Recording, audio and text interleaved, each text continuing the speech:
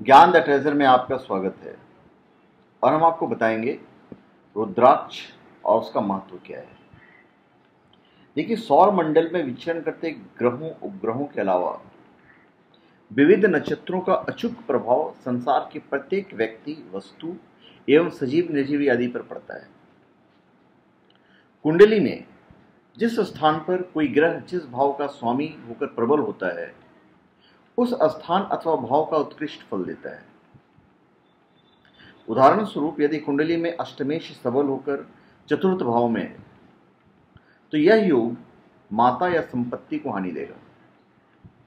यदि पंचम भाव में बैठा है तो पुत्र और विद्या को हानि देगा। यदि छठे भाव में बैठा है तो शत्रु और रोग का नाश करेगा। तो इस प्रकार गर्दिश में जा रहे सितारों को अनुकूल करने के लिए विद्वान रुद्राक्ष या रत्न आदि धारण करने के लिए कहते हैं। रुद्राक्ष यानी रुद्र जोड़ अक्ष। रुद्र अर्थात भगवान शंकर और अक्ष अर्थात आंसू। इस संधि विच्छेद से साफ पता चलता है कि इसकी उत्पत्ति भगवान शंकर की आंखों के आंसू से हुई है। कहते हैं कि एक बार भगवान शंकर ने संसार के उपकार के लिए सहर्ष वर्ष तप किया। उसके बाद जब उन्होंने अपने नेत्र खोले तो उनके नेत्र से अश्रु की चंद बूंदें पृथ्वी पर गिर गए।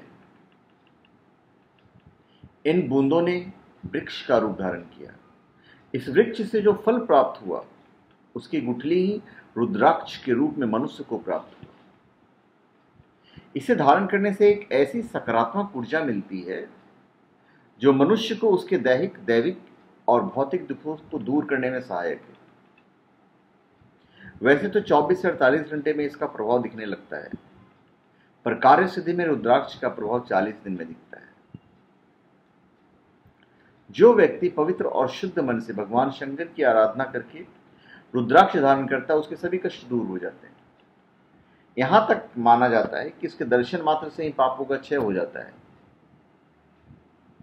जिस घर में रुद्राक्ष की पूजा होती है वहां लक्ष्मी जी का वास होता है। पुराणों में रुद्राक्ष के महत्व और उपयोगिता का उल्लेख मिलता है। 1 से 21 मुखी व गौरी मुखी, गौरी शंकर, त्रिजुटी, गणेश, नाग रुद्राक्ष आदि प्रत्येक रुद्राक्ष का अपना अलग अलग महत्व और उपयोगिता है, जो मैं आपको अलग अलग वीडियोस में बताऊंगा। तो धन्यवाद। आप हमारे चैनल पर सब्सक्राइब करें और अपने कमेंट दीजिए। धन्यवाद।